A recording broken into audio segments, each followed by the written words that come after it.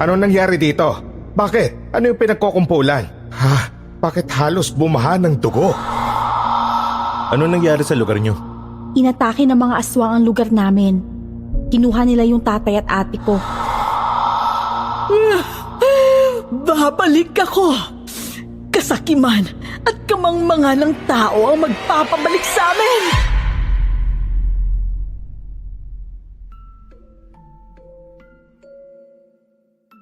Sabi nila, ang paghihiganti raw parang lason. Lason, hindi para sa paghihigantihan, kundi lason na papatay rin sa maghihiganti. Pero minsan, sa lalim ng sugat na naidulot sa isang tao, handang lagukin ng tao ang lason na dulot ng paghihiganti. Makabuelta lang sa dusang kinahulugan nito. Magandang araw sa inyo, Miss Esperanza. Kami ng tatay ko ay mga manunugis ng aswang.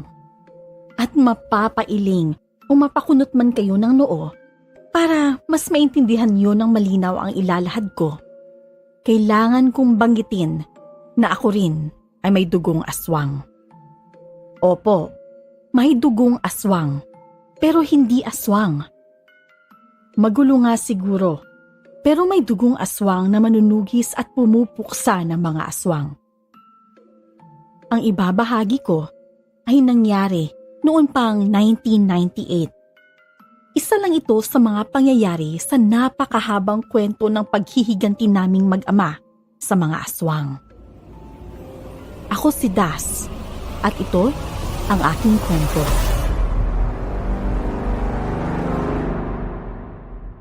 Bago ko simulan ng storya, huwag kalimutang mag-subscribe bilang suporta sa ating channel. Mang Dado naman, tantanan nyo na yung paglaklak ng 4 kantos na yan. Napakabaho ng amoy eh. Kahit open na open tong owner, talagang umaalingasaw. Ay, ako ang tantanan mo riyan, Mong. Ang naamoy mong mabaho, bibig mo kasi malapit sa ilong. Sablay patirada nyo. Amoy alak yung umaalingasaw eh. Hindi ako yung umiinom, kayo. Saka nakakailang bote na rin kayo mula nung umalis tayo sa bahay. May 3 oras na rin tayong bumabiyahe, 3 oras na rin kayong umiinom. Para lang kayong umiinom ng tubig dyan eh. Ay, paano nga lubayan mo ako? Saka hindi ko to tinutubig. Vitamins ko to. Lumalakas ako dahil dito. Sus, lumalakas. Lumalakas kayong makainis eh. Kung naiinis ka, pwede ka nang bumaba. Mula sa isang bayan sa South Luzon, kulang 3 oras na kaming bumabiyahe pa norte sakay ng owner-type jeep. Napakalayo ng bayang sasadyain namin at kumpara sa ibang sasakyan gaya ng kotse o bus, mas mabagal ang owner, kaya mas matagal rin ang aming biyahe. Karpintero kami ng tatay ko at kami yung mga karpinterong tinatawag pa sa malalayong lugar. Masasabi kong mga dekalibring mga karpentero na kami. Kaya kahit mga tagalabas ng bayan namin, kilala na kami at kung saan-saan na ipapatawag. Ako ang driver ng maliit naming grupo. Ang tatay ko naman, laging nakapwesto lang sa tabi ko. Si Mong na regular naming helper at kasama, sa likuran naman nakapwesto. Hoy Mong, ilipat mo nga ng estasyon yung radyo. Kaingay-ingay naman yan, abay. Sumasakit ang ulo ko. Sumasakit ang ulo nyo kasi ayaw yung tigilan yung paglaklak nyo. Tsaka i-heads to no? Julie Deer Jerky yan, palibasa di nyo alam eh. Julie Tear Jerky, gunggong. Kita mo na, may padirdir ka pang nalalaman dyan, mali naman pala. Ano yan, Dear Helen? Lovingly yours Helen yon, tanda.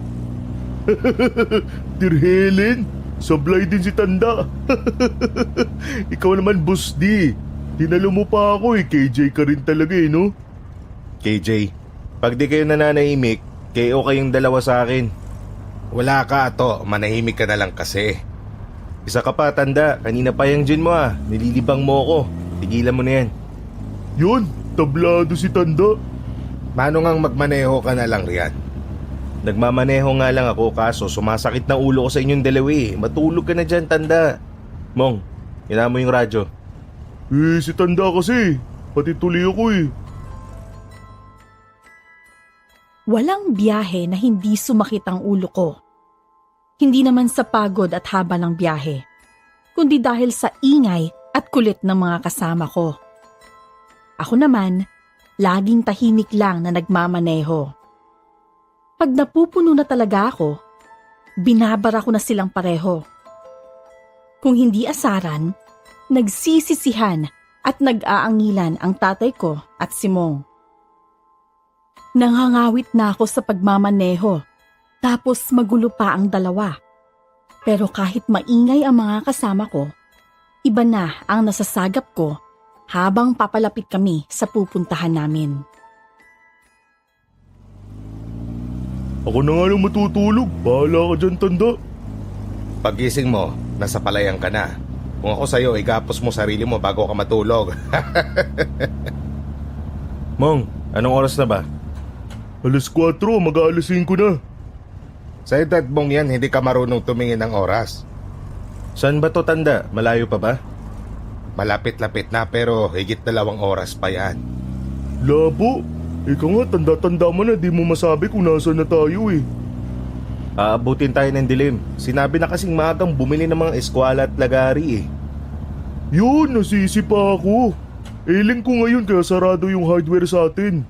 Kung di mo ba naman kasi pinantagpas ng leeg yung lagari natin eh. Kung inasikaso mo yun kahapon, manahimik ka na nga lang. Nagugutom na ako eh. Pagmerienda na muna tayo dyan sa dyan, sa convenience store. Ay salamat, makapag-siopaw muna. Tamang-tama, wala na akong vitamins. Dumaan muna kami sa convenience store para magmerienda. Pero bago pumasok, sumisipat-sipat at nakiramdam muna kami. Malapit-lapit na kami sa lugar na pupuntahan namin. At kanina pa ako nakakaramdam ng hindi tama sa paligid. Inabisuhan ko na lang din ang mga kasama ko. Pero alam kong alerto din naman sila. Napansin kong iba rin ang tingin sa amin ng ilang tambay sa labas ng tindahan. Ang gwardya, pasimple kaming pinagmamasdan. Mga alingasang, bilisan natin. Meron dito sa labas. Pero lahat ng mga nasa loob, ingat kayo. Ito na naman po tayo. Subukan lang nila. Tara na. Miss, pakisupot na lang lahat, pabarya din. Mabilis, pero kalmado kaming nagsipasok sa tindahan. Nagsibati ang mga staff na nakangiti, pero mapanuri ang mga nangingilag nitong mga mata. Dumampot kami ng kung anong makakain at maiinom, pero yung mga silyado lang. Iniwasan namin ang mga hotdog at kahit ang mga siopaw. Paglabas namin, sinalubong kami ng batang nakalahad ang palad. Bulag ang bata, pero malahayop ang talas ng pakiramdam nito. Lumayo ang bata nang titigan ko sa mata. Napansin naman namin ang taong grasang nakahiga sa ilalim ng owner. Tinaboy naman ito ni tatay. Ayaw nitong tumayo, pero nagmadali ito nang akmang may bubunutin ako sa bewang ko. Nang makalayo ito, binalikan niya kami ng matalas na sulyap. Nagtama ang mga mata namin kaya kumaripas ito. Sumakay kami at marahan ko pa rin pinaandar ang sasakyan para makaiwas sa atensyon. Ayos lang ba yung sasakyan, Mong? Walang nasira, pati mga gamit kumpleto. Hindi naman makakadungaw sa loob yun eh. Pero nung tumago siya sa eskinita, naging aso. Yung pulube, yun din yung pusa sa loob ng tindahan, dun sa storage room. Malapit na nga tayo. Nagkalat na ang mga impacto. We are entering kadiliman. Please leave all your hopes and dreams. Pabababain kita dito, ulitin mo pa yan. Di mo lang maintindihan, English kasi. Naging pabaya kami sa oras. Lumalayo na kami sa bayan, pero papadilim na rin. Paunti ng paunti ang mga malalaking tindahan at establishmento. Paunti ng paunti rin ang mga tao, ang mga tunay na tao. Hoy tanda, ba't di ka dumampot ng gin kanina? Malayo na. Di ba sabi mo ubos na yung vitamins mo? Kundi ka ba naman tanga, puro homemade yung mga alak doon. Ay, di ko napansin yun ah. Sayang nga rin yung siopaw, di rin pwede. Sayang nga, sana nakakain ka ng siopaw para pwede na kitang patayin. Walang iya ka rin talaga, matanda ka eh, no? Baka pag pwede na, hindi mo ko mapatay. Tignan natin. Walang humpay sa asaran ang dalawa. Pero sa pagitan ng mga asaran at ingay, dinig na dinig, amoy na amoy, at ramdam na ramdam ko ang lahat ng nakaamba sa amin sa paligid. Tuloy-tuloy lang ako sa pagmamaneho. Pero nakahanda na ang katawan ko para pumalag sa bubulaga sa amin. Oy, akin yung maliit na kutsilyo. At wala naman siguro nakalimot magdala ng mga agimat sa inyo. Yung akin nasa loob ng brief ko. Ito, Boss D. Gunggong, hindi yan. Ito, nasa akin. Kita mo tumatandang to. Nasa iyo pala eh. Pamihit tuloy yung naiabot ko. Ano, binabad niyo to? Oo, maghapon magdamag pa. Malasang malasa na nga sa bawang yan eh. Tanda, sa manibela ka. Sabi na nga pre. Sige lang. Habang umaandar ang owner, binitawan ko ang manibela at umakyat ako sa bubungan. Si tatay ang pinagmaneho ko. Tumalungko ako sa ibabaw ng sasakyan. Pinapaikot ko ang mga maliliit na kutsilyong binabad sa asin at bawang. Tumayo na ako nang malapit na sa mapunong bahagi ng kalsada. Mabilis akong nagbato ng mga kutsilyo. Mga taillight at headlight ng owner, bilog na buwan. Ito ang mga naging tanglaw ko para asintahin sa ibabaw ng umaandar na sasakyan ang maraming nagliliyap na matang nakasunod sa amin. Mula pagpasok sa mga bayang sakop ng norte, sa convenience store, sumusunod at pumuposisyon na ang mga aswang na nag-aanyong hayop at tao. Nagpapanggap lang akong walang nararamdaman. Pero tinutuntun at sinitsyempuhan lang din sila ng galit ko. Kalmado't walang galos akong pumasok sa sasakyan at bumalik sa manibela. Hanep, akala mo bala ng baril yung mga kutsilyo eh. Ayaw nila tayong tantanan eh. Tabi, tanda. Ano, tinamaan ba? Kailan ako nagmintis? Parang ka talagang ninja eh. Parang shuriken at kunay yung pagbato mo sa mga kutsilyo. Ninja ka ba o ikaw si Blade? Ninja ka dyan. At ano ka mo? Anong blade? Gurang ka kasi no? Yung nasa comics, yung sa Marvel, si Blade, yung vampire hunter. Pumapatay ng mga vampira pero vampira din siya. Kasing lakas siya ng mga vampira pero wala sa kanya yung mga kahinaan ng mga vampira. Tapos naisip ko ngang parang ikaw yun eh, si Blade. Si Blade sa comics, ako yung totoong kilabot ng mga aswang. Tsaka, vampira yung mga yon, aswang yung tinutugis natin. Tsaka napakabadoy naman yung blade na yan. Matatanda kasi kayong dalawa eh. Dalawa na tanda.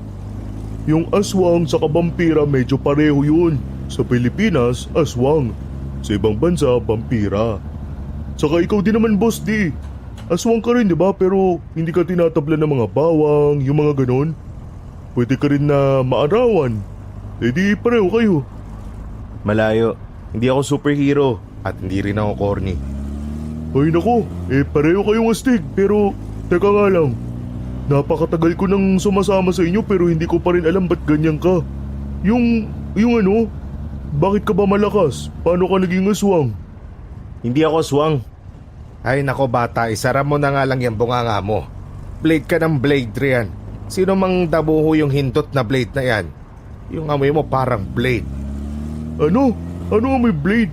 Labo ng matandang to. Saka, Tarzan at Superman lang kasi alam mo eh. Humihiwa kasi sa ilong, gunggong. Manahimik ka na lang kasi. Maya-maya lang titirik na tong Ona sa gitna ng baluarte ng mga aswang. Diyos ko po, sasayad na yung gas natin ah. Yari tayo niyan, boss. Uy, tanda, humanap ka ng gas. Ano maghanap ng gas? Eh kung gas-gasin ko ng kamao yung mukha mo, hindi tayo pwede magpagas. Hindi ka talaga nag-iisip. Delikado nga pala tayo sa mga gas station.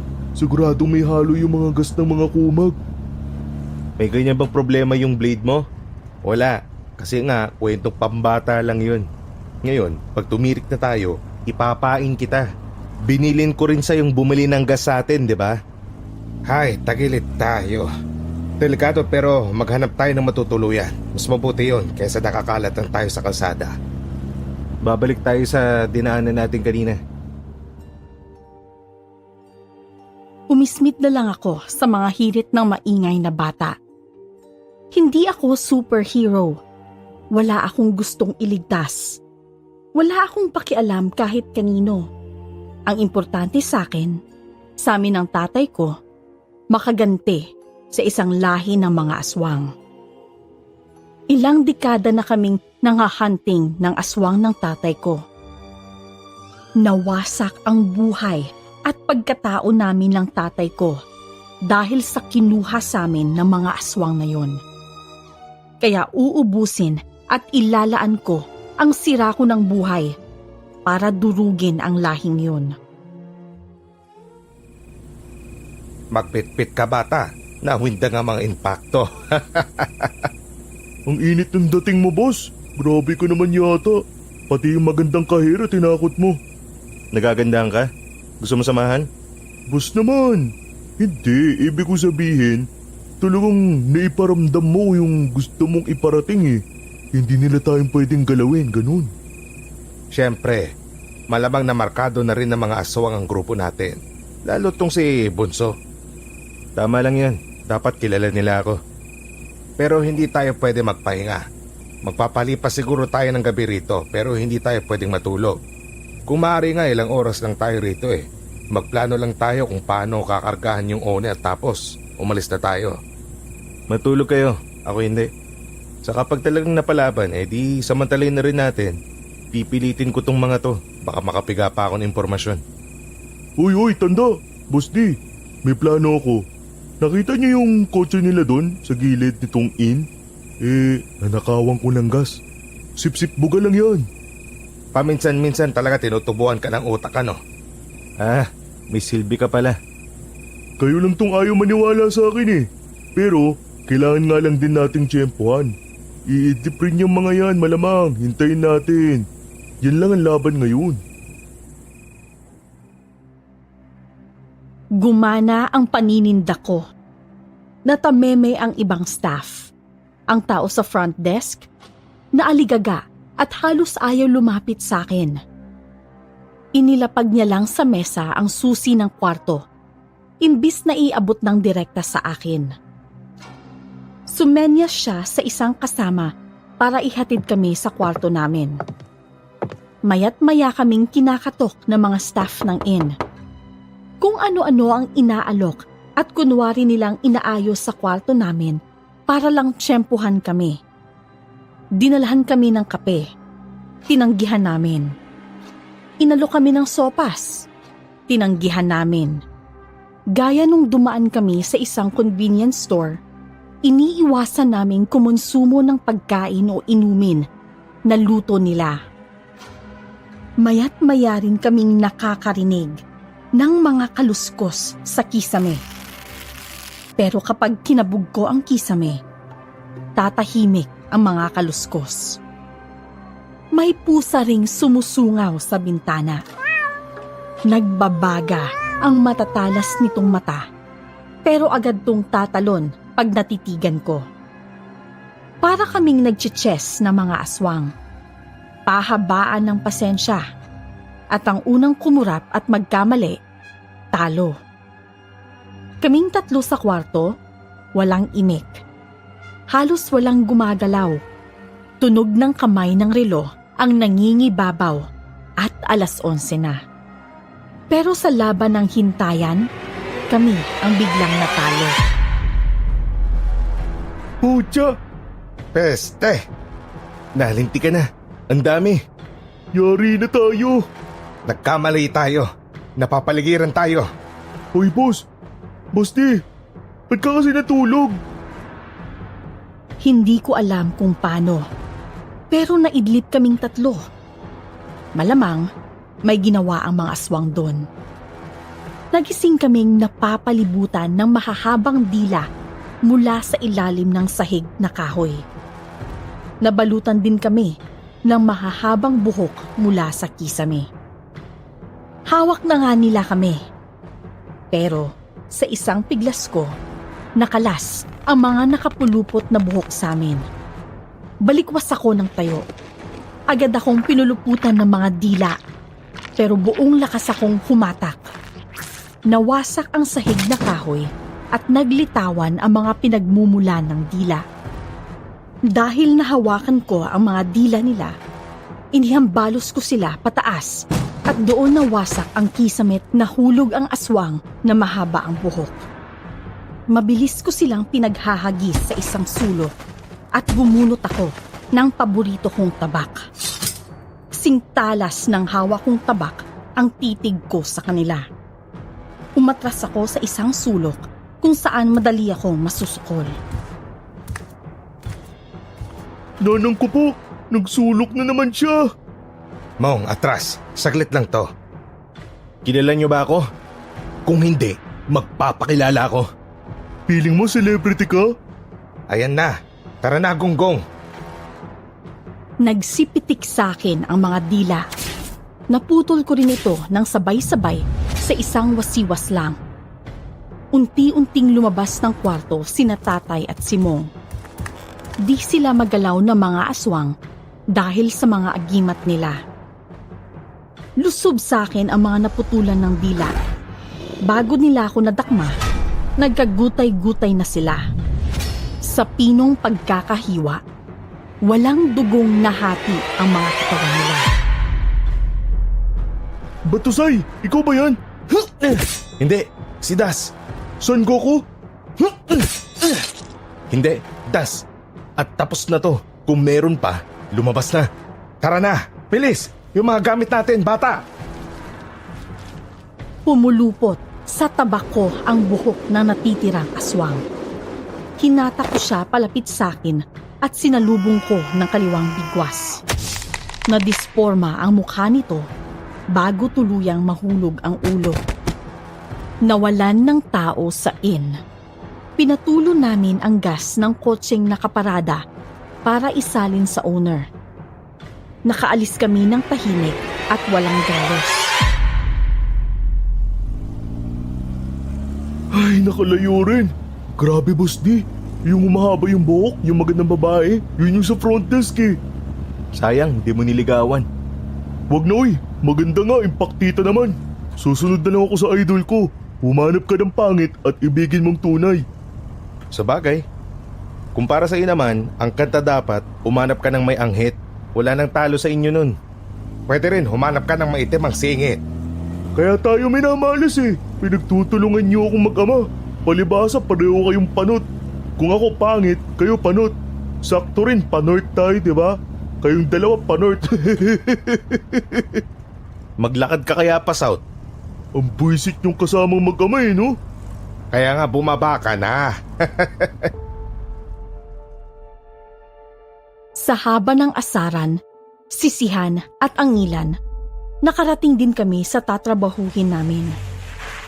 At sa higit 8 oras ng biyahe at pamamaluktot sa maliit na owner, ang naging pangunat namin, pa-welcome na mga aswang. Napalaban na agad kami. Sinalubong kami ng katiwala ng property. Isang resort pala ang ipapa-renovate sa amin. Dahil lampas hating gabi na kaming nakarating, ipinagpabukas na namin ang usapan tungkol sa trabaho. Pinagkapi kami pero tinanggihan namin. Inihatid na kami sa magiging barracks namin. Pwede na kayo matulog. Wala akong nararamdaman dun sa katiwala pati sa paligid sa ngayon. Sus, yun din sinabi mo kanina eh. Sabi mo kami lang yung matulog tapos nakatulog ka rin. Kaya muntik na tayong natsyibog kanina eh. Eh kung dun kaya kita patulugin sa owner, Yan ka na naman eh. Ano nga kayang ginawa sa atin ng mga damuhong yun kanina? Talagang nakatulog tayong pare-parehas eh. Pero tama ka nga, mukhang tao tong katiwala. Ewan ko lang sa amo niyan. Payapa ang paligid. Nakatulog na mahimbing sina tatay. Ibinaba ko naman ang mga gamit namin, pati mga nakatago naming armas. Natulog ako nung medyo maliwanag na para masigurong ligtas kami.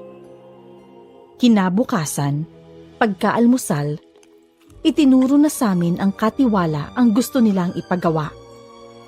Mula sa mga tiles, mga hagdan, bubong, pati sa piping system ng buong resort. Sa pagtitibag pa lang, halos 1 linggo na. Kaya halos 3 linggo kami sa lugar na yon. Ang katiwala naman, mailap. Matipid sa mga sagot kapag inuusisa namin tungkol sa may-ari ng malaking resort. Malaki-laki palang trabaho to eh. Di na lang nila pinag-iba yung resort tapos magtayo ng bago. Napakalaki nga ng gusto nilang baguhin ha. Mga walang magawa sa pera no. Pero masyadong maingat si kuya. Saka halos hindi lumalapit sa atin eh no? Ibig sabihin, kilala niya tayo. At kung kilala niya tayo at umiiwas siya, may tinatago rin yan. Oh, kulang pa sa halo to. O yan, dagdagan mo dito. Bukol-bukol ang labas yan pag di mo inayos. Kahit abala at lumalawit ang dila sa trabaho, unti-unti na akong nakakaramdam ng di pangkaraniwang nagmamasid sa amin. May mga asong ligaw na umaaligid. Sa gabi, may mga pagaspas ng pakpak. May mga kakaibang tunog ng ibon. At may itinuro si tatay sa isang bahagi ng sahig sa pavilion ng resort. Ano bunso? Ano lagay natin dito? may nanunubok sa atin. Tumatiming pero hindi sila makalapit. Ganun ba? Ako naman, may nakita sa tinitiktik kong tiles. Kita mo yung markang yan? Parang may bukasan sa sahig. Oo nga, parang tinakpan lang pero parang madali ring buksan. Huwag nating pagkumpulan. Baka makita tayo ng katiwala, makahalata. Balikan natin mamayang gabi. Angat, boss. Gawin pa dito, sige pa. Sukatin mong maigi.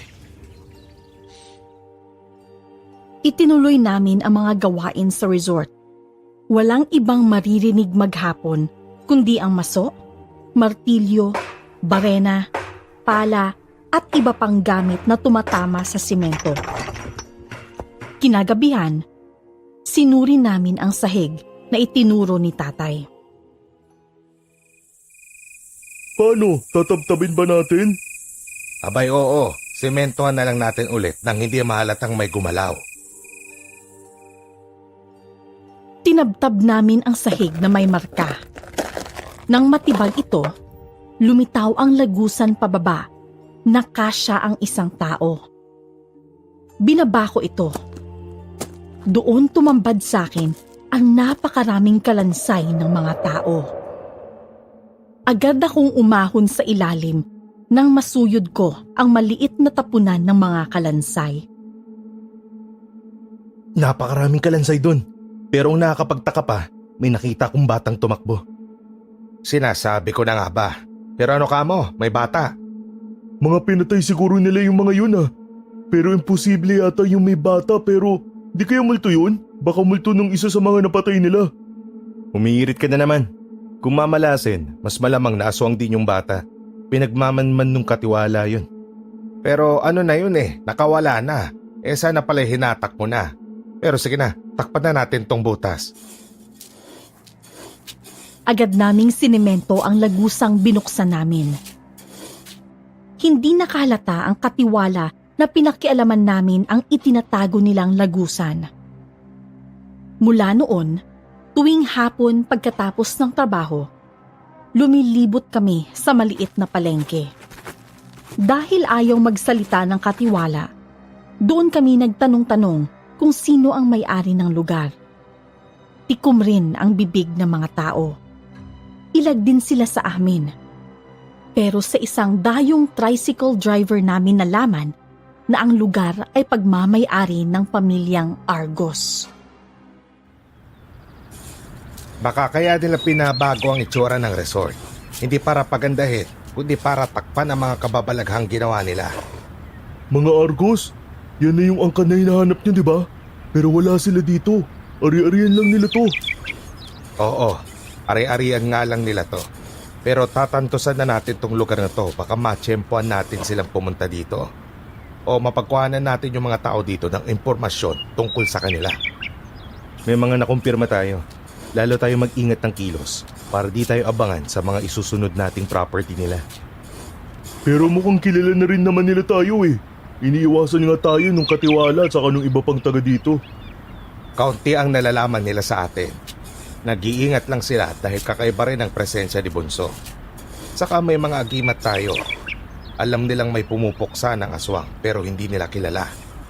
Basta pasipili lang tayo. Saka dating gawin. Huwag na lang din sana tayong mapapalaban. Hindi tayo lulubayan ng mga umaalikid eh. O ito na huli, ibuhos na't nang makapagpahinga na.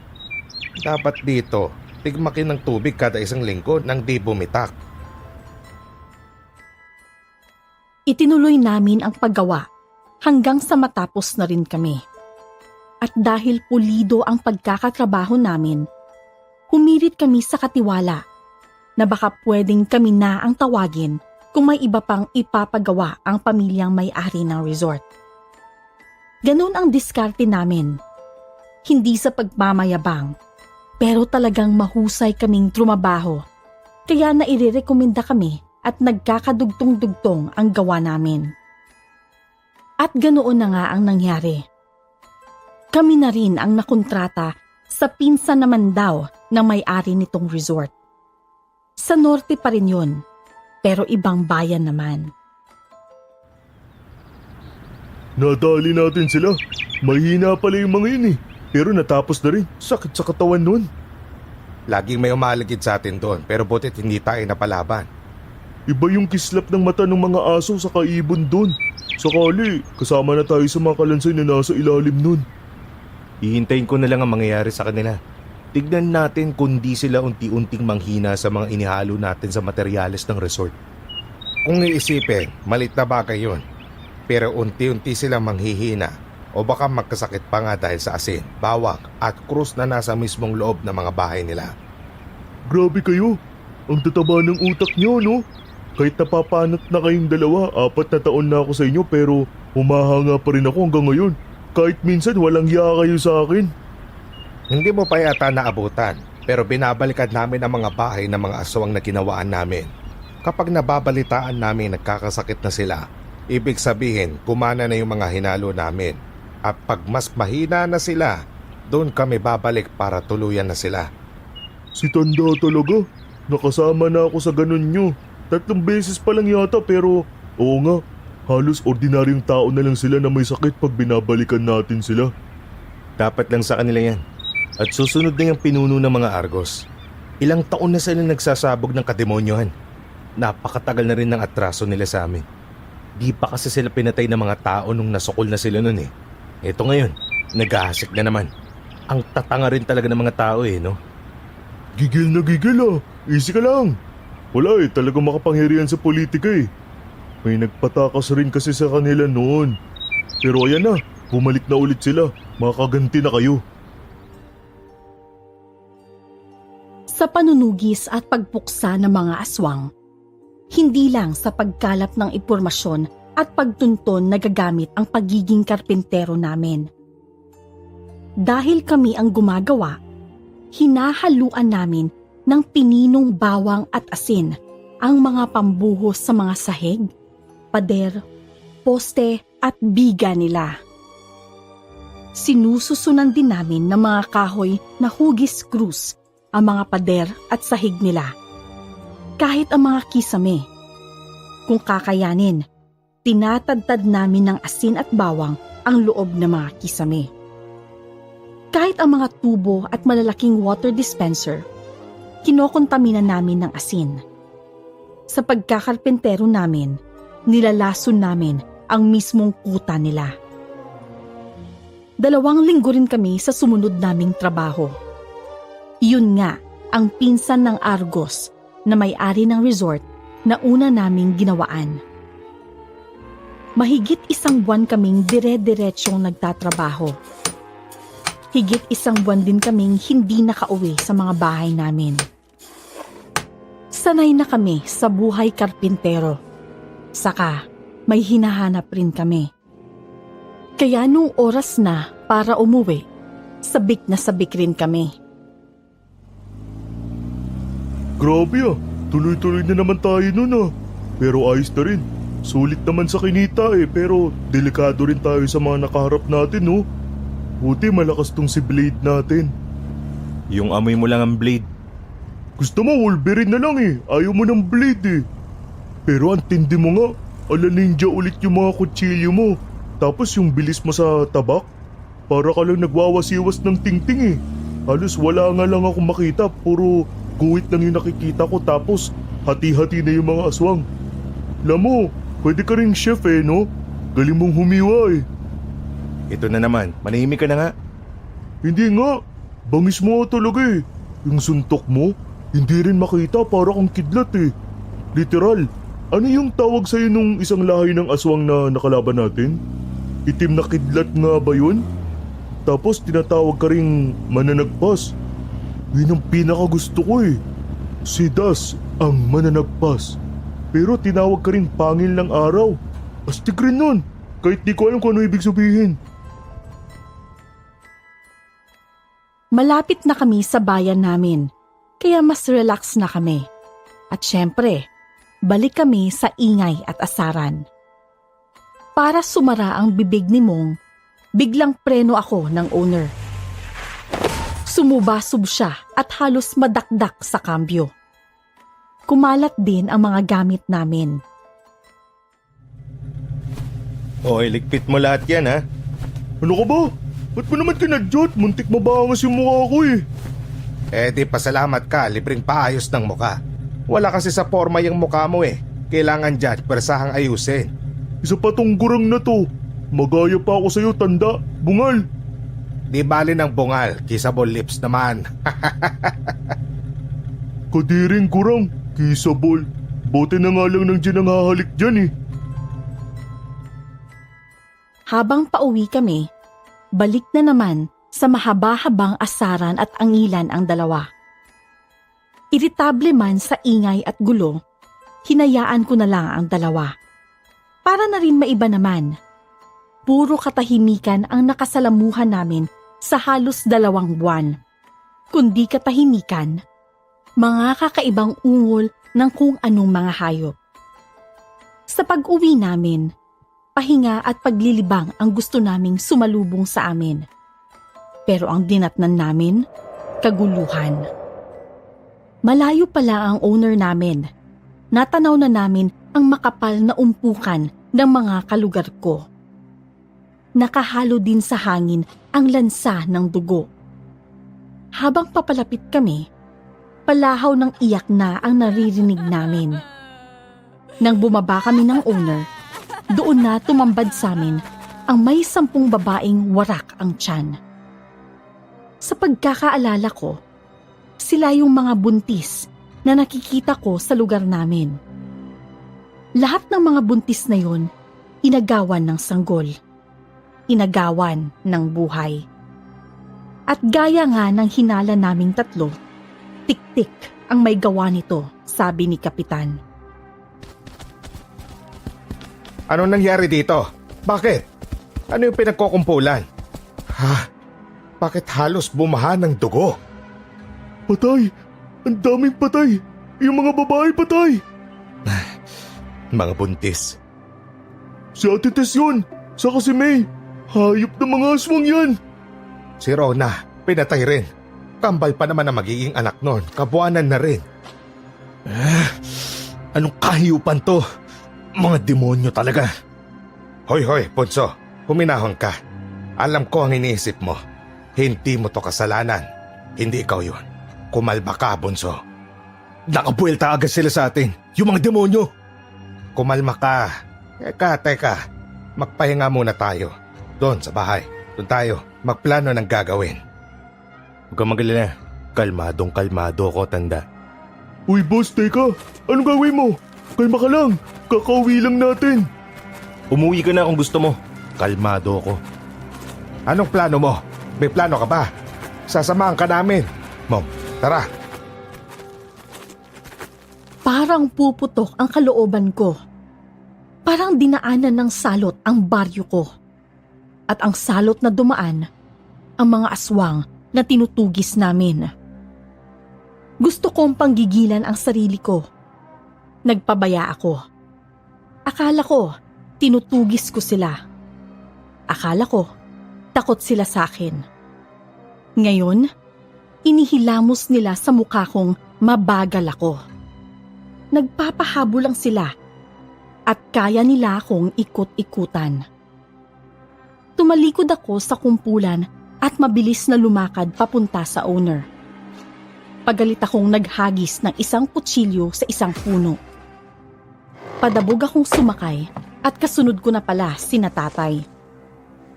Iniharurot ko ang owner at halos mahagip ang mga tao. Huminto ako sa tahimik na parte ng barangay. Sa mapunong parte nito.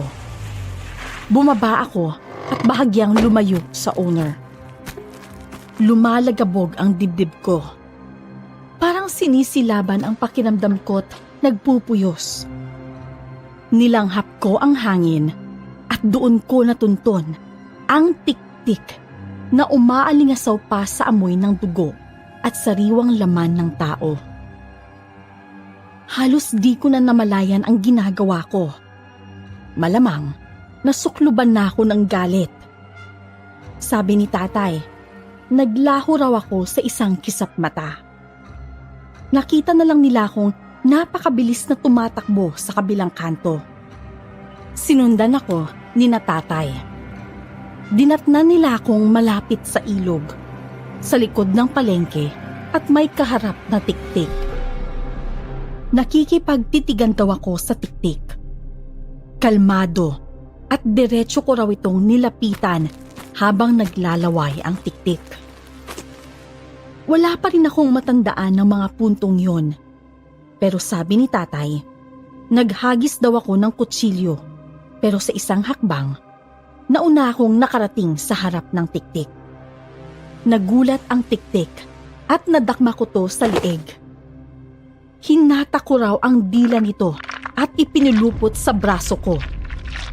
Ipinaghampasan ko sa mga pader at sahig ang tiktik. Hinata ko pabalik sa akin ang tiktik at hinarap ko ang mukha nito. Nangingisay to sa hirap pero pabulong ko tong tinanong. Nang wala akong nakuhang sagot, pinigtas ko ang isang tadyang nito. Parang kwardas ng gitara, napakadali kong pinaghihila ang mga tadyang nito hanggang magsalita ito. Dinukot ko ang gulugod nito nang hindi siya sumagot. Sa hirap, umamin ito kung sino at nasaan ang amo niya. Ipinulupot ko ang dila nito sa tungtungan ng owner sa likuran. Iniharurot ko ang owner. Binalikan ko ang kumpulan ng mga tao at inikot-ikutan ko sila habang kinakaladkad ang tiktik na dinig sa buong barangay ang atungal sa sakit. Ito ang halimaw na ng wasak sa mga pamilya nyo! Pinagewang ko ang owner para tumama ang tiktik sa isang puno para maputol na ang dila nito. Iniwan ko na siya sa kamay ng mga tao. Dapat kilala niyo ako. Hoy, Ping Sibat. Alam mo kung nasan sila. Boss, masyado na yata tayong padalos-dalos niyan. Saka, kauwi lang natin tapos humugod na naman tayo. Sinabi ko sa'yo kaninang umuwi ka na eh. Bunso, pakabitag to ng mga aswang. Malamang inaabangan tayo doon. Eh di mag-abang sila. Ibibigay ko ang gusto nila. Walang imik akong nagmaneho ng napakatulin. Nang malapit na sa lugar, Mabilis akong umakyat sa bubunga ng owner at taranta si tatay na lumipat sa pwesto ko. Habang umaandar ang owner, mabilis kong pinaikot ang sibat. Saka ko to hinagis sa bintana ng isang bodega.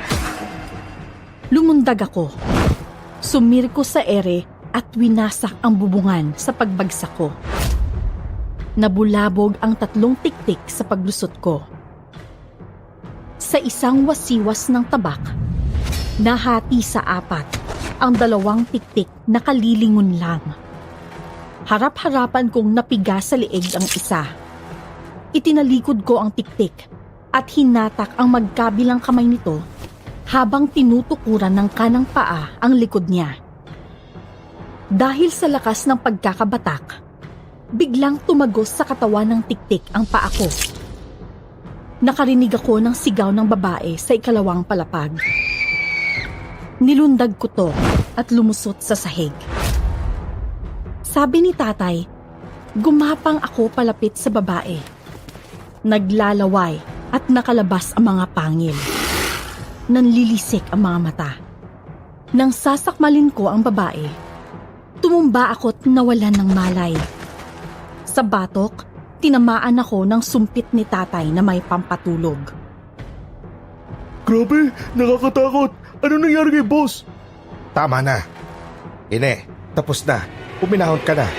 Anong pangalan mo? Tanda, tara na muna. Baka may dumating pa. Si Isang na dinukot ng mga tiktik, nasagip namin at isinama sa bahay. At mula sa 3 araw kong pagkakatulog, mukha niya ang nagisnan ko. Babaeng nakapusod at may maamong mukha ang bumati sa akin. Saglit akong natulala sa mata niya, pero agad kong iniwas ang tingin ko. Hindi ko siya inimik. Pipihit sana ako patalikod sa kanya, pero hindi ako makagalaw dahil sa sakit ng mga kalamnan ko. Hindi ka ba makagalaw, Das? Siguro dahil yan sa pinainom sa'yo ni Mang Dado. Ilang araw ka nang natutulog, kaya kailangan mo nang kumain. May sabaw na mga kinulong gulay dito. Kailangan mo to. Ayoko. Kasi kailangan mo nang kumain eh. Saka para din lumakas ka. Si Tanda. Si Mang Dado? Lumabas siya eh. Nanguha pa ng mga halamang gamot sa Pampanga. Kahit napakasakit, nakabiling rin ako patalikod sa babae. Ayoko siyang kausapin, ni ayoko siyang makita. Wala siyang nagawa kundi ibalik sa kusina ang sinalok niyang sabaw ng gulay. Maya-maya lang, narinig ko nang dumating si tatay at Mong. Kamusta? Kumain ba? Ikaw, ayos ka lang ba dito? Ayos lang naman po ako, pero si Das po. Isang, pagpasensyahan mo na si Boss D. Topak talaga yun eh. Ano pa kaya ngayong may sakit yun? Oo nga po. Tinalikuran nga lang ako eh. Si tatay na ang nagdala sa akin ng sabaw. Pinilit kong makaupo at makakain. Pinaliwanag rin nila ni Mong ang nangyari. Yung pagsugod namin sa mga tiktik. Si Isang, lalo yung pagkawala ko sa sarili. Boss D, pati ako natakot sa'yo. Muntik mong sakmalin si Isang. Napigilan lang kita. Yan namang gutom mo sa laman. Ngayon lang natin natuklasan yan. Malamang, parang nabuksan yan dahil sa tindi ng galit mo. Pero napahupa yan ng gamot na nagawa ko. Sa ngayon. Pero pinahihina rin ako ng gamot. Nananakit din ang katawan ko, lalo yung dibdib ko. Ano nga yung babaeng yan? Ganda no? Si Isang nga yun, yung muntik mong sakmalin pero ayos lang, nasagip natin siya. Inatake ng mga aswang ang baryo nila. Sabi ko'y dumito muna siya. Kinabukasan, bumangon na ako. Kumunot ang noo ko nang makita ko ang babae. Ayokong nandun ang babaeng yon. Sagabal lang siya. Nilagpasan ko siya, tuloy-tuloy ako palabas. At habang pababa ako ng hagdan, nawalan ako ng balanse at nahulog. Ay! Naku! Sabi na kasi! Layo! Kaya ko to. Pakilamera. Problema mo, tinutulungan ka na nga eh. Hindi ako nanghingi ng tulong. Pero kailangan mo ng tulong. Yang pagkalalaki mo, umakyat na sa ulo mo.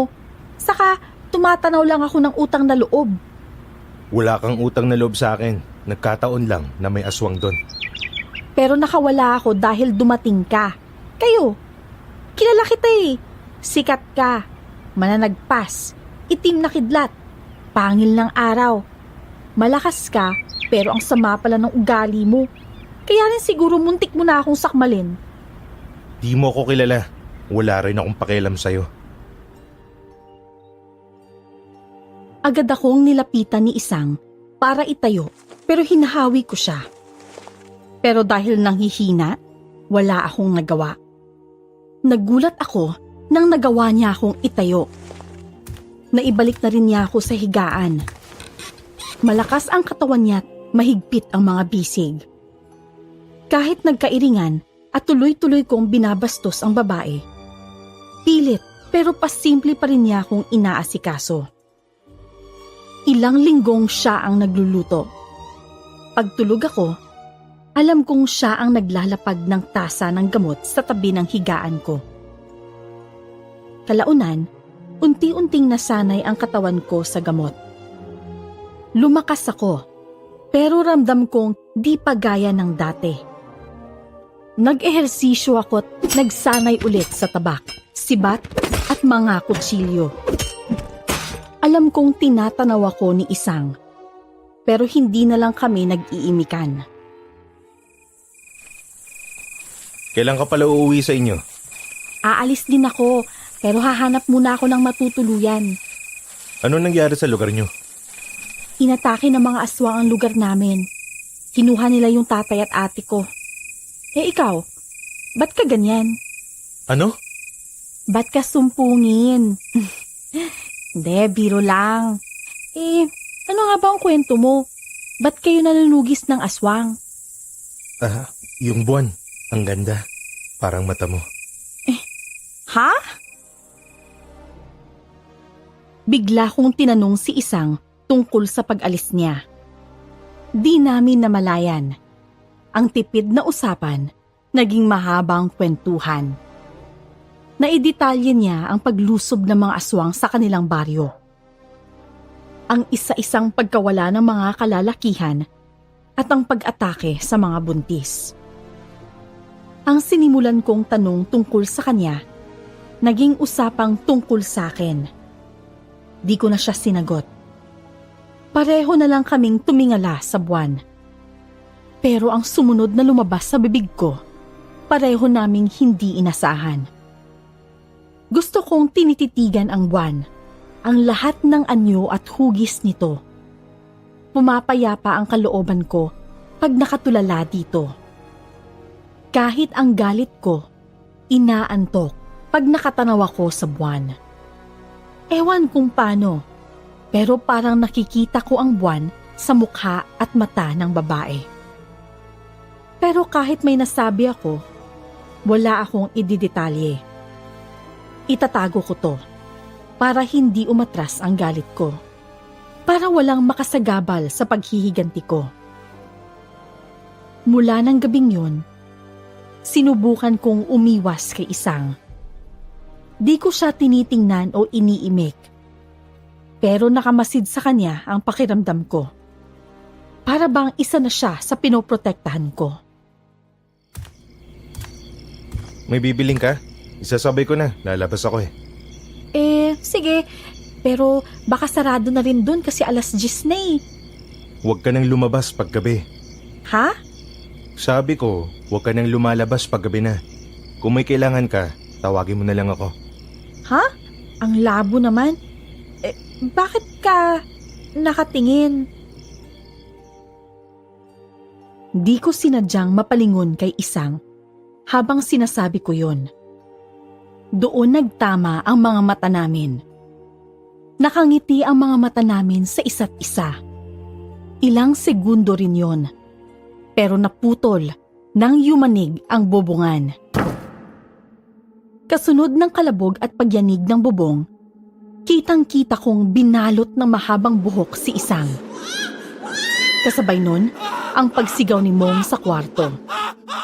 Narinig ko rin ang kalabog sa kusina at ang paghiyaw ni tatay.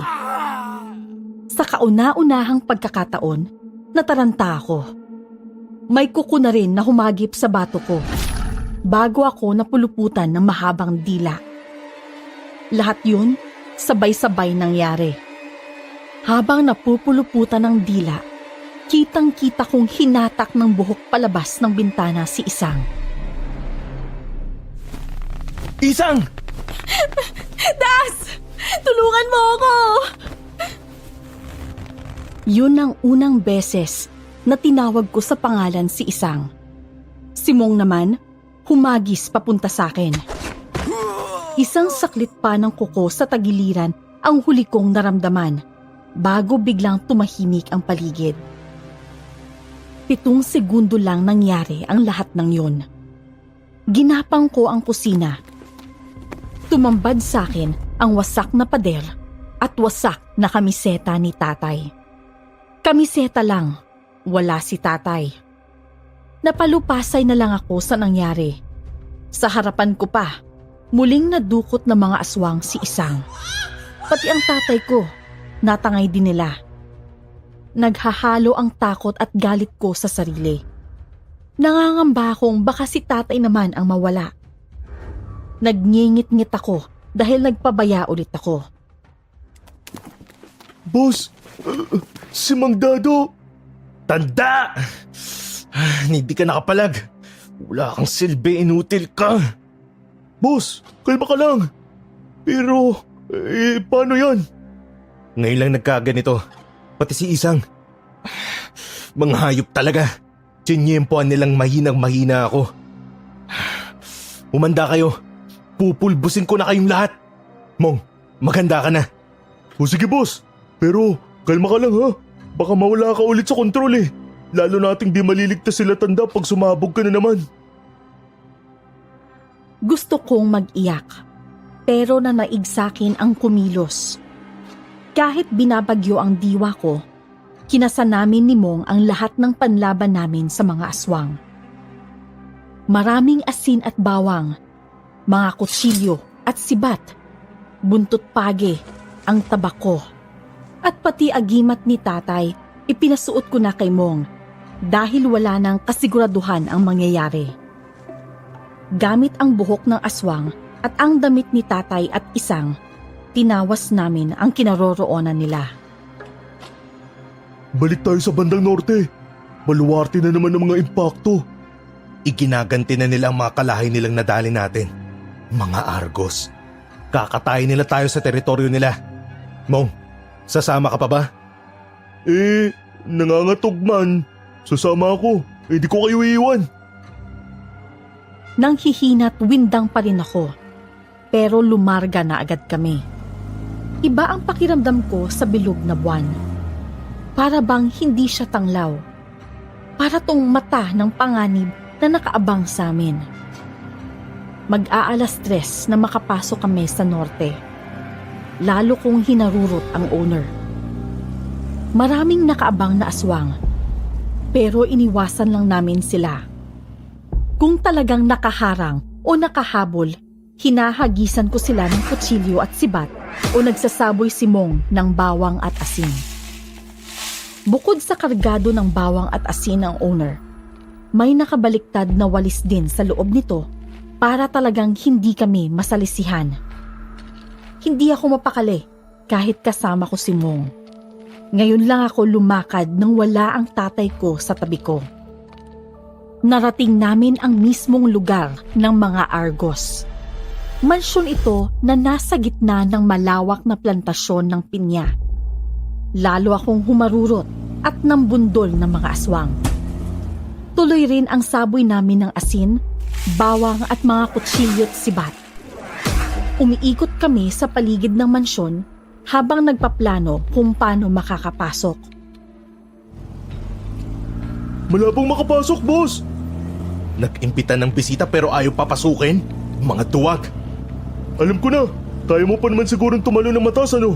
Pasukin mo sa tuktok. Iikutan ko na lang tong mansyon habang hinihintay kayo. May utak ka pa pala pag bilog ang buwan. Ikaw naman, mahina pag bilog ang buwan. Ingat ka, boss. Ako na bahala dito. Hintayin ko kayo dito. Hindi ko inintindi ang birong yon. Umakyat ulit ako sa bubungan ng owner. Ewan ko, pero parang pinahihina nga ako ng bilog na buwan.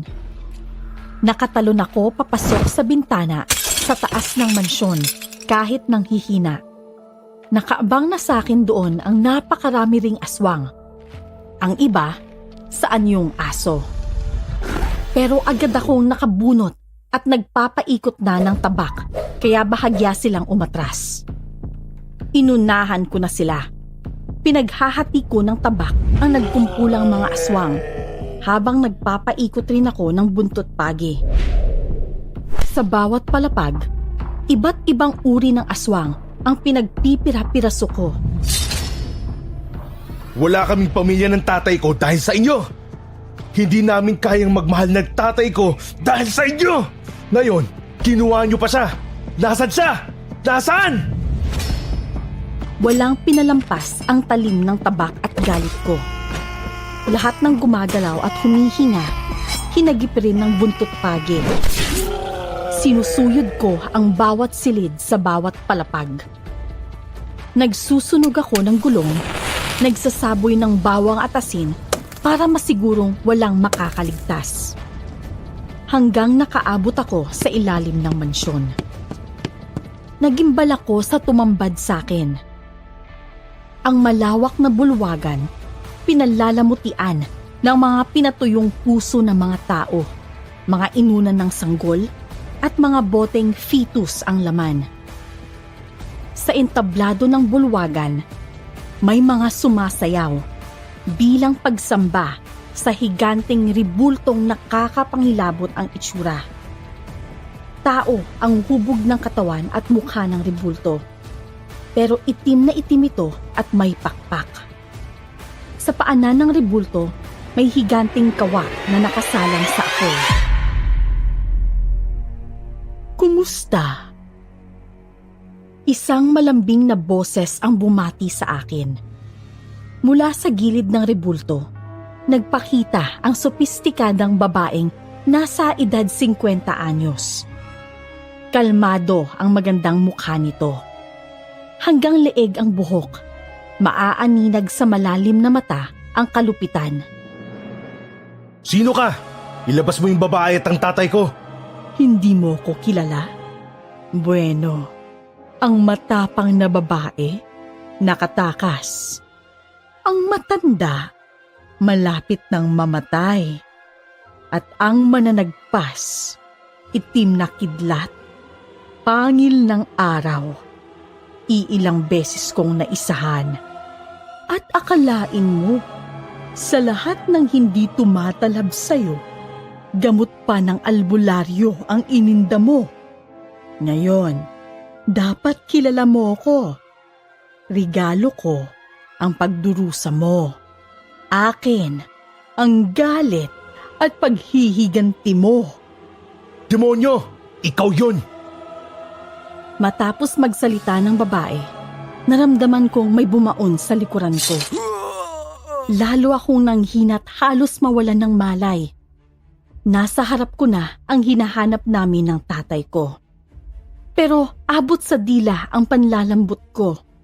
Kalmadong nagsalita ulit ang babae habang binubunot nito ang sibat na nakabaon sa likuran ko. Ramdam ko ang pagtako ng dugo ko. Pinulot niya ako't iginapos sa haliging nakaharap sa sinasamba nilang ribulto. Sa kanang kamay nito, sumisinghot siya ng itim na pulbos na nasa kopa. Sa kaliwang kamay niya, isang basong puno ng umuusok na dahong lalong nagpapahina sa akin. Boss, pasensya na. Hayop ka! Mong, ikaw ang tumira sa akin. Siya, si Apo. Kanya ang kapangyarihan at ilusyong kinapapailaliman ng mga tao. Apo? Pweh! Dahil sa demonyong yan at sa pagsamba nyo, kaya humaling na humaling sa inyo ang mga tao. Kaya hindi kayo mawala-wala sa pwesto. Si Mong ang sumibat sa likuran ko. Tumayo naman ang babae sa harap ko't nilingon ang ribulto. Dinagukan ako ni Mong. Narinig ko naman si tatay na inilalabas sa isang kwarto ng bulwagan. Si Mong rin ang humila at nagpaupo sa tatay ko. Piniga naman ng babae ang batok ng tatay. Siniko niya ito sa batok para lalong manghina. Sa kanya kami kinausap. Yuko, magbigay galang kay Apo. Mong! Hayop ka! Bunso! Katahimikan sa harap ni Apo. Bunso! Ito na siya. Yan ang sumakmal sa ina mo. At yang rebultong yan ang Diyos ng mga aswang ng lahi nila. Dekada 70, napakaraming nawala. Hanggang ngayon, iniaalay nila sa Diyos nila bilang pagsamba para daw bigyan pa sila ng kapangyarihan para makontrol pa nila ang mga tao. Tahimik. Pero tama ang matanda. Pera, kontrol sa lipunan. Si Apo, biyaya niya ang lahat. At bilang pasasalamat sa kanya at para sa patuloy na pagpapala niya, mga buhay ng mga basura ang iniaalay namin sa kanya. Noong dekada 70, na mayagpag ang lahi namin. Pero napakaraming nainggit, kaya sila ang naging mga alay. Pero nagkulang kami kay Apo, kaya nagtagumpay ang mga kalaban namin na paalisin kami sa tuktok. Pero dahil mahabagin si Apo, nagpadala siya ng mga taong sumalba sa amin bago kami masukol. Ngayon, kailangan naming bumawi kay Apo para maibalik sa amin ang biyaya. At ikaw, total, ay kadugo ka namin. Ba't hindi ka nalang sumama sa amin? Sama-sama tayo sa pagpapala ni Apo. Boss, sumama na lang kayo sa amin. Gamitin mo yung utak mo. Talaga, Mong? Eh di gumamit ka na pala ng utak sa lagay na yan. Ikaw! Binaboy mo ang nanay ko, ang buhay ko, tapos sasama ako sa'yo? Ulol! Dapat ka magpasalamat. Nagkasilbi kay Apo ang walang kwentang buhay ng ina mo. Magpasalamat ka. Nabiyayaan ka rin ng kapangyarihan ni Apo. Tingnan mo sila. Mga naniniwala kahit wala silang nakikita, nararamdaman at napapala. Mga mangmang. Pero nagkakasilbi ang mga buhay nila. Pero kung katulad ka sa mga sumasalungat kay Apo, sasapitin mo rin ang kapalaran nila. Kapag namula ang buwan sa katapusan, kayo ang iaalay kay Apo. Pero ikaw ang magiging pinaka-espesyal na alay. Ang naiiba mong dugo, lalong magpapatingkad sa kapangyarihan ni Apo. Tama na kayo! Talagang binobobo nyo ang mga tao para kayo lagyang nasa itaas. Lahat yan para sa kapangyarihan, mga walang kabusugan. Hindi to ganun kadali. May mangyayari pa dito. Boss, wala tayong mapapala sa paglaban. Tanda, dito na tayo sa kung saan tayo ligtas. Maya-maya, nawasak ang isang parte ng itaas ng bulwagan. Mula sa itaas, bumuhos ang napakaraming asin at bawang. Nahilam at napaso ang mga sumasamba, kasama ang babae. Nagsaaswang silang lahat. Lumaki ang pinuno at nangitim ang kalahating mukha. Sumukat to ng itim na laway at humaba ang buhok, mga kukot pangil. Inulan naman ng mga palaso ang mga aswang. Lumundag si isang sa nasirang itaas ng bulwagan. Kinalagan niya kami at nagsaboy pa ng asin at bawang. Si Mong naman, tumakbo't nagtago sa kung saan. Hinagi sa akin ni Isang ang nahulog kong tabak.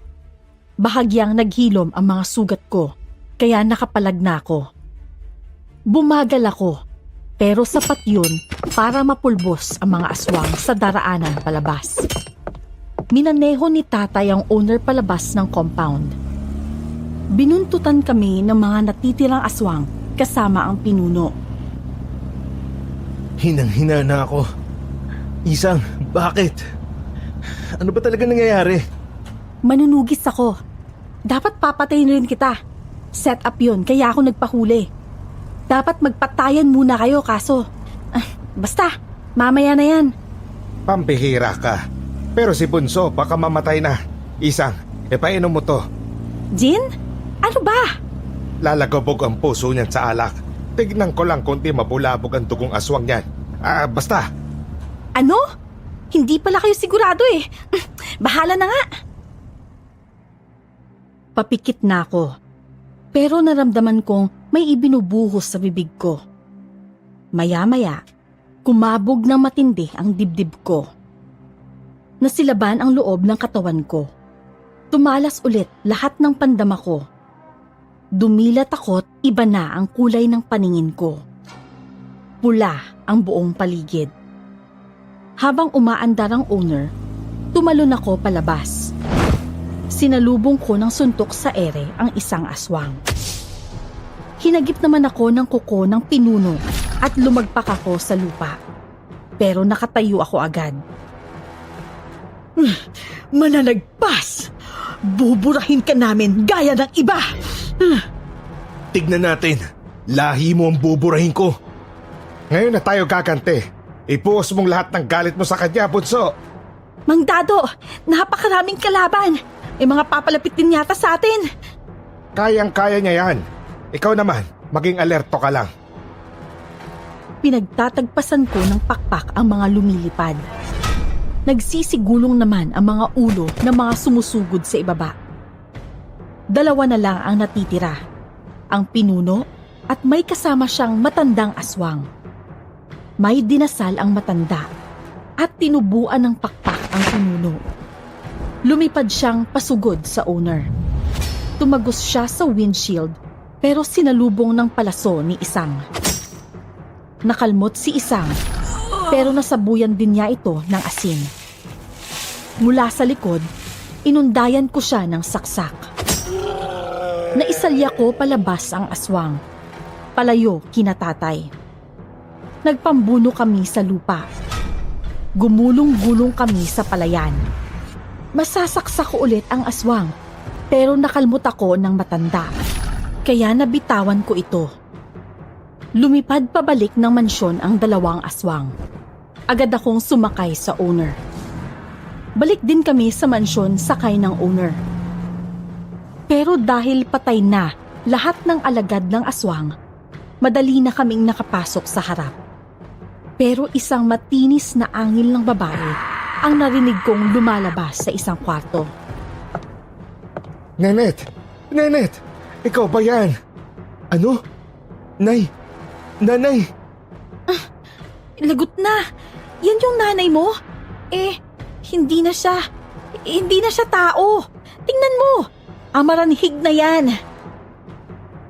Kahit namatay si nanay pagkapanganak sa akin, nakita ko sa mga litrato ang mukha niya. Kaya nakikilala ko siya. Si nanay ang nasa harap namin. Si nanay. Pero naaagnas at hiwa-hiwa na ang mukha. Tumutulo ang laway nito at lumalawit ang dila. Aswang na si nanay. Aswang na wala sa sarili. Aswang na kahit kami ni tatay, hindi na niya kilala. Mananagpas laban sa nanay niyang amaranhig. Simulan na. Napakasama niyo. Wala kayong kasing sama. Nay! Anong gagawin ko? Patay kami. Ang nanay ni Das naging amaranhig. At gagamitin nila to sa amin. Tingnan nga natin ang galing mo, itim na kidlat. Sobra-sobra ng ginawa niyo sa amin. Doon! Umakyat tayo sa hagdan. Hindi kayo umakyat ng mga maranhig. Mula sa ilalim ng mansyon ang nangungutsang mga boses ng dalawang aswang. At dahil nanay ko ang iniharap nilang amaranhig, nalito ako kung ano ang gagawin. Sumugod ang amaranhig. Mabagal to kaya nakaiwas ako. Puro iwas lang sa damba at kalmot ang ginagawa ko. Nagsipani kami sa isang hagdan sa mansyon. Dahil bangkay na naging halimaw ang amaranhig, matigas ang katawan nito at hindi makakaakyat. Ano to? Di ba, naisalin sa'yo yung pagiging aswang, kaya ka nga lumakas eh. Bakit nagiging amaranhig yung nanay mo? Nagiging amaranhig lang ang aswang pag di niya naipasa ang pagkaaswang niya. Iba ang kaso ni Das. Habang pinapanganak ng asawa ko si Das, sinakmal to ng aswang. Kaya bago pa lang naging aswang ang asawa ko. Si Das naman, nahawaan ng pagkaaswang. Nagkaroon ng dugong aswang pero hindi naging ganap ang pagkakasalin sa kanya. Kaya kung tutuusin, namatay ang asawa kong hindi talaga naipasa ang pagkaaswang. Si Das naman, nagiging espesyal na ori ng aswang. Nasa kanya lahat ng abilidad ng aswang pero hindi nito nakuha ang pagpapalit anyo at mga kahinaan nito. Ang gulo. Pero nakuha ko na kahit paano. Pero paano ngayon yung asawa niyo? Hindi ba? Utang na loob mo kay Apo ang kakayahan mo ngayon? At kung iisipin mo, anak rin pala kita dahil ako ang kumagat sa ina mo. Kaya umanib ka na sa amin at sumamba rin kay Apo. Pag umanib ka sa amin, tatanggalin namin ang pagkaamaranhig ng nanay mo. Peste! Napakatuso nyo! Bunso, kumalma ka lang. Hindi lang yun ang paraan. Nililito na lang nila tayo. Buisit. Anong gagawin natin? Hindi pwede to. Biglang sumulpot sa isang bintana ang malaking aswang na lumilipad. Mabilis nitong winasak ang sahig at nahulog kami. Lumapag din ang aswang. Humiyaw ito at lalong kumaba naman ang buhok. Sumulpot naman sa likod ang matandang aswang. Nakalmot ng aswang si tatay at bumagsak ito. Di ko na masabayan ang bilis ng pinuno. Umaangin at gumigewang lang ang amaranhig. Wala ito sa sarili. Sabay namang umatake ang dalawang aswang. Pinuluputan ako ng buhok. Pinuluputan ng dila si isang. Hinahatak ng aswang si isang. Ako naman, ipinaghampasan sa mga haligi ng bahay at isinalpak sa paanan ng pinuno. Papalapit sa akin ang amaranhig. Hindi ako makagalaw. Nalinti ka na talaga kami. Bitiwan mo ako! Baboy ka! Nay! Tanda! Isang! Ano ba naman? Ang mananagpas, wala ng talim. Kayong lahat, kundi mga tau-tauhan, mga laruan, kundi panangga, mga pagkain, kundi pagkain, palahian, kundi naman, mga alay. Hindi masama ang alok sa inyo, pero pinili niyong mamatay. Magtusa kayo ngayon. Teka, dahil balimbing ako, lamunin ito! Habang tinatapakan ako sa likod ng aswang, naglalaway nang nakayuko sa akin ang amaranhig. Pero sumulpot si Mong at biglang tinirador ng bawang ang dalawang aswang. Lumuwag ang pagkakahawak nila sa amin ni Isang. Nakahulagpos siya at nagilitan ang leeg ng matandang aswang. Tumarak din sa matanda ang sibat ni tatay. Bastos! Kung di ka ba naman manyak, dila pa yung ginamit mo sa akin, ha?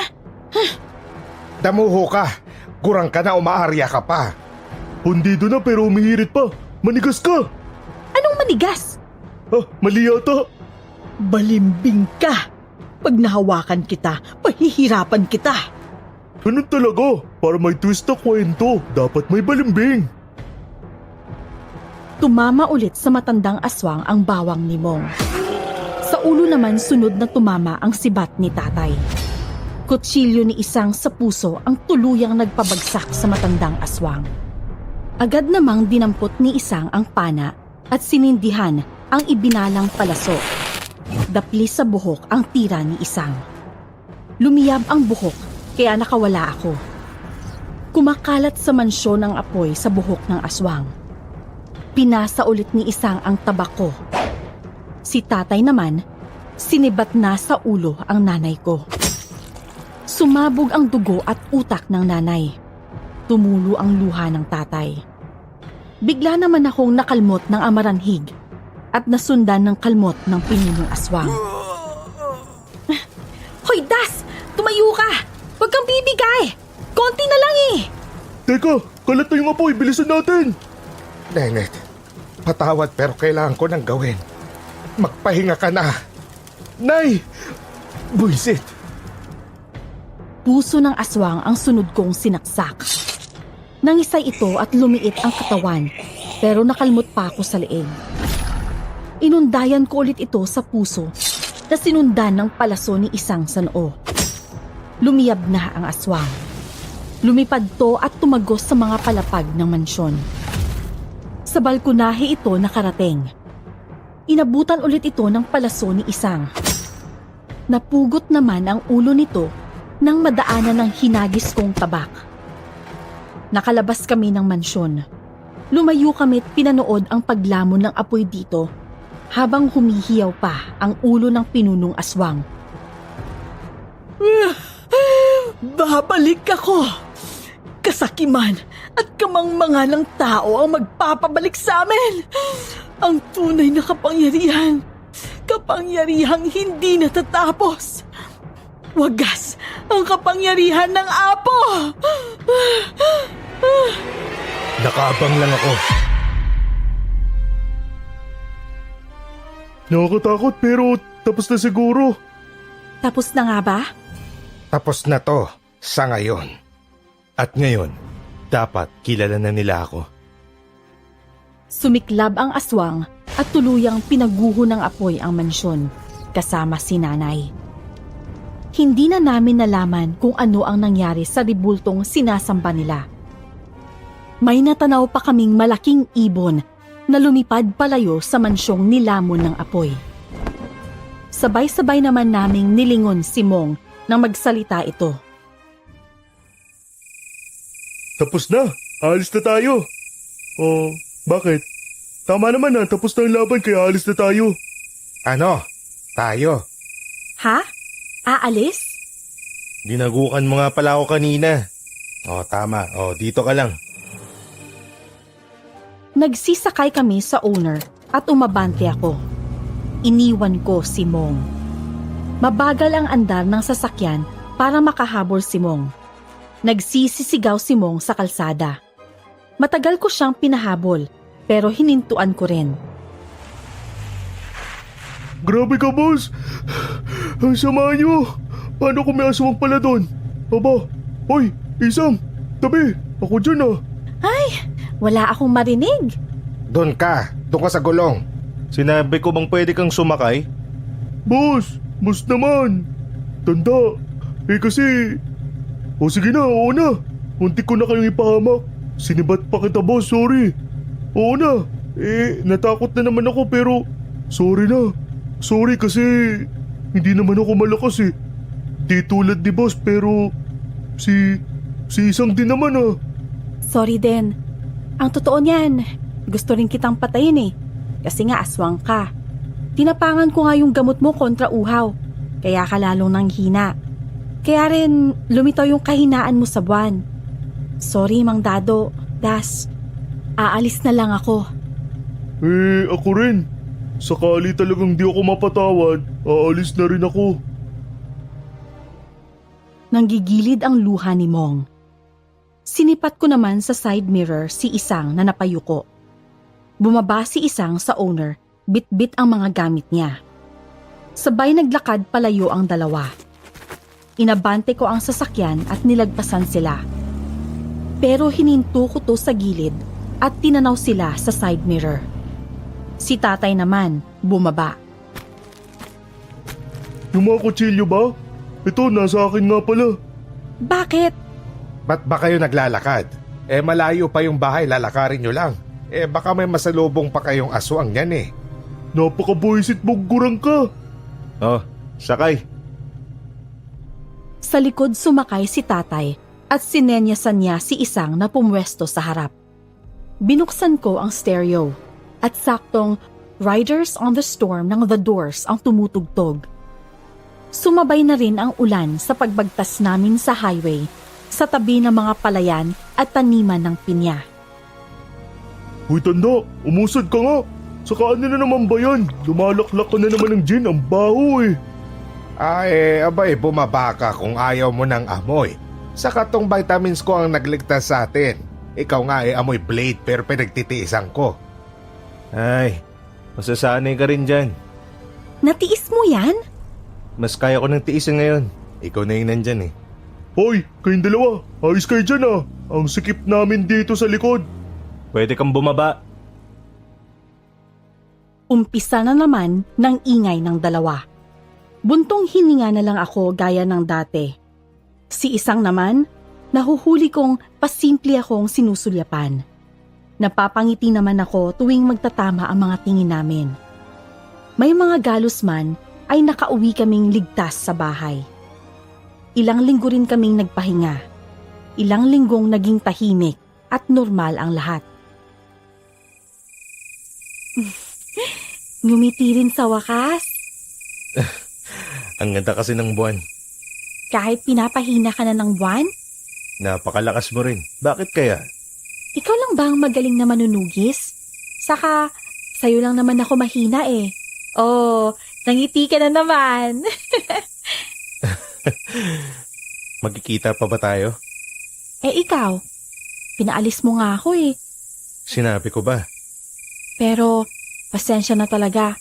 Munti kayo mapahamak ni Mang Dado. Akalain mo yon? Matutodas ako, hindi ng aswang, kundi ng isa pang manunugis. Pero naintindihan naman kita. Ako rin nung una, wala akong pakialam sa iba. Makagante, yun lang ang mahalaga. Nung una? Ngayon? Hay, ganyan ka talaga no? May time limit yung pagsasalita mo. Pero kilala na kita. Kasi dapat, kilala kita kung gusto kitang makasama. Yung buwan, ang ganda. Parang mga mata ko? Mas maganda yung mga mata mo. Tipid, pero makinang nangiti ulit ang naitugon ko sa kanya. Pansamantala, may mga magkabukod kaming lakad ni Isang. Pero sa pag-uusap namin sa ilalim ng buwan, may mga naging klaro sa pagitan namin. Isang manipis na halik sa pisngi ang tumuldok sa usapan ng gabing yon. Tumuldok sa usapan, pero tanda yon ng pangako na magkikita ulit kami balang araw. Bumalik si Isang sa baryo nila. Hinanapan ko naman ng lunas ang gutom ko sa laman habang nanunugis pa rin ang aswang. 36 na taon na mula nang mangyari ang kwentong yun. Higit 5 dekada na akong nanunugis ng mga aswang. Pero ngayon, dahil sila na ulit ang isa sa pinakamaimpluwensya dito sa atin, nagmamasid muna ako.